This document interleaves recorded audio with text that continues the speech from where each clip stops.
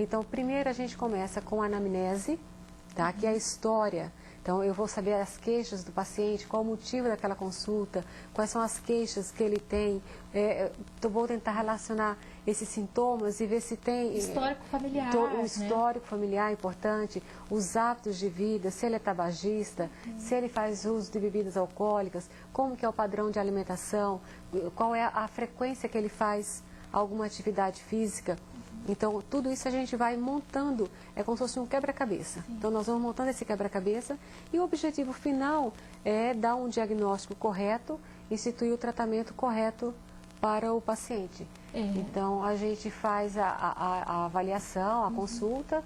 Eu sempre falo o seguinte, se nós termos uma boa anamnese, termos uma boa história, um exame físico detalhado, preciso, então já tenho uma boa parte do diagnóstico nas minhas mãos. Então daí eu vou utilizar dos exames complementares os que mais forem necessários para aquele caso, né, no caso, o seu caso, para a gente poder fazer uma boa avaliação e ver qual a situação real daquele paciente. Mas, na média, esse início é sempre o mesmo. É sempre o mesmo. E o mais interessante é a oportunidade que a gente acaba se dando mesmo, né? Você se dando esse presente de chegar lá com essa tranquilidade. Porque depois, na correria, aí é claro, muito mais difícil. Então, olha, essa oportunidade de ir com calma, de ter a oportunidade de conhecer, né? Para que o profissional conheça o histórico desse paciente. Então, eu acho que é esse o trabalho mesmo que falta, né? E as pessoas precisam se conscientizar disso, de ir enquanto há tempo. Enquanto é tempo, exatamente. Eu acho, Lenice, que ultimamente essa conscientização está melhorando. Que bom. Está melhorando.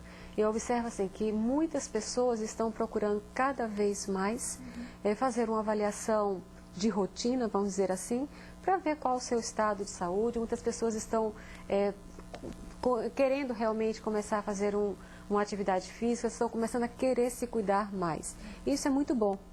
Isso é muito bom porque nós vamos estar prevenindo várias doenças, entre elas principalmente o infarto agudo do miocárdio. Porque se nós conseguirmos diagnosticar precocemente uma hipertensão, um diabetes, uma alteração de colesterol, de triglicerídeos, e essa pessoa está realmente proposta, está realmente disposta a se cuidar, então ela vai começar a fazer todo o tratamento que é necessário, desde a parte de medicação, de controle alimentar, redução de peso, atividade física. Mudança de mentalidade, né? Eu Exatamente. Acho que primeiro começa com a sinceridade na consulta. Imagina se eu não conto de remédio para emagrecer, por exemplo, não é? Imagine se eu não conto, no meu caso eu não fumo e não bebo, mas o remédio para emagrecer eu usei muito tempo. Se eu não conto, isso pode agravar a situação, né, e de repente foge do controle do médico. Então essa postura precisa começar no diálogo mesmo, né? Abrir o jogo. Na verdade, numa consulta médica tem que haver uma conversa franca, realmente. Tem que ter uma boa relação entre médico e paciente. Então, o paciente ele precisa acreditar naquele profissional, confiar naquele profissional que está atendendo ele e ele precisa relatar o seu histórico, realmente. Tanto dos sintomas que sente, como também dos medicamentos que usa, que já usou, se por acaso já foi usuário de droga, se usa droga, porque são coisas que interferem no seu estado de saúde. Né? Então, tudo isso é importante que o paciente consiga relatar. Tem pacientes que são mais fechados, que são mais difíceis, então o médico ele tem que perceber e tem que ir com jeito tentando tirar aquelas informações daquele paciente. E que na grande maioria das vezes a gente consegue isso daí.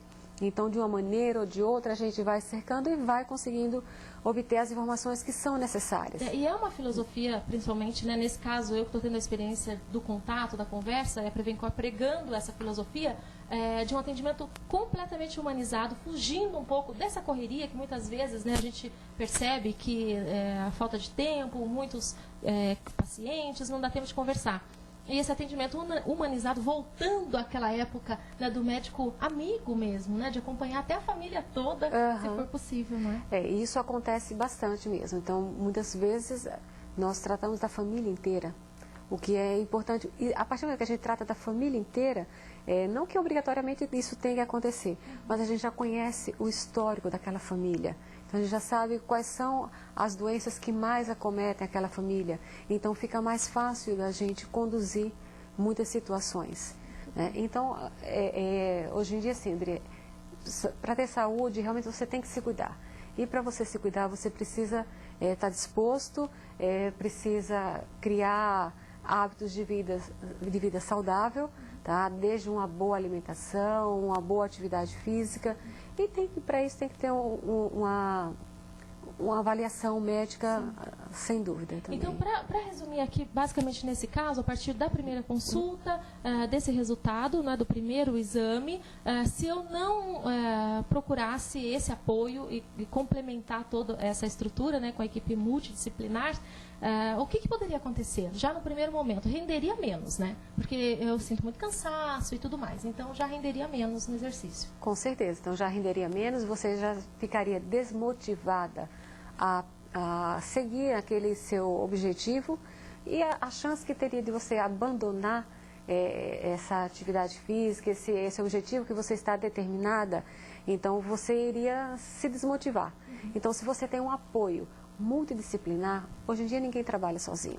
Então, nós precisamos de vários profissionais. O cardiologista indica o educador físico indica o cardiologista, né? Porque onde ele pegar a pessoa primeiro, um vai indicando o outro, porque para dar tranquilidade nesse atendimento. Nesse atendimento. E no acompanhamento, no segmento, a nutricionista é extremamente necessária também. Que é um trabalho também realizado pela Prevencor, né? Também nós realizamos esse tipo de trabalho. E hoje em dia não dá para a gente pensar, o médico ele vai conseguir dominar tudo, ele vai conseguir tratar 100% do paciente. Não dá, porque hoje em dia assim, o paciente é cada vez mais complexo, ele busca cada vez mais informações.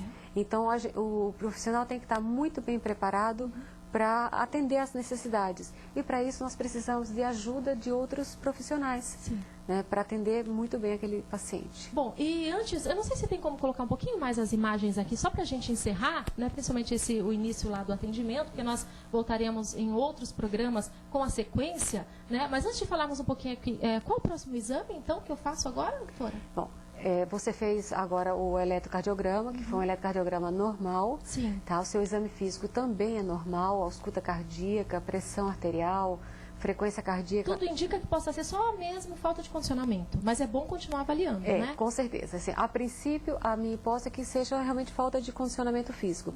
Mas é importante que a gente faça alguma outra avaliação mais completa para poder dizer exatamente qual é a sua situação. Então, a proposta é que você faça um ecocardiograma de estresse, onde você vai fazer um ecocardiograma, a seguir você faz a parte da esteira, tá? O teste ergométrico, e logo em seguida a gente repete o ecocardiograma. Qual o objetivo desse exame?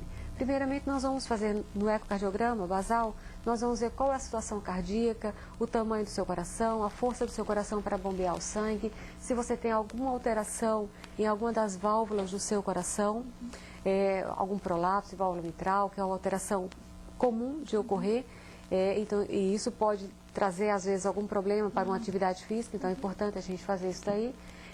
Em seguida, você vai andar na esteira. Enquanto anda... dizem que é o mais complicado, né? Esse eu não vou gravar, não. Não vou mostrar. Não, esse você não vai gravar, né? Jesus! Não vai mostrar você com o coração saindo pela boca, literalmente. Exato. O teste ergométrico, na verdade, assim, é um protocolo. Você vai andar numa esteira ergométrica. A cada 3 minutos aumenta a velocidade e aumenta a inclinação. Existe o limite cardíaco previsto, tá? Isso é de acordo com a idade de cada pessoa. Então, existe a frequência cardíaca máxima prevista e a frequência cardíaca mínima necessária. Não existe uma fórmula também nessa história de frequência cardíaca, né? Que eu faço um cálculozinho e acho que tem que ser igual de um para outro. Cada um tem o seu limite, né? Cada um tem o seu limite, tá? Mas existe a fórmulazinha para determinar a frequência cardíaca máxima de acordo com a idade. Com a idade. Mas isso não significa dizer que aquele indivíduo, naquela idade, só pode chegar até aquela frequência cardíaca. Tem pessoas que conseguem chegar a frequência cardíaca um pouco mais alta. Então, isso varia muito de pessoa para pessoa e vai variar muito de acordo com o condicionamento físico. Pessoas que têm um preparo físico melhor, eles vão conseguir andar mais na esteira, porque vai ter uma resistência maior. Então, a frequência cardíaca vai aumentando mais lentamente, a pressão arterial vai aumentando mais lentamente e ele consegue atingir um tempo maior na esteira. Uma pessoa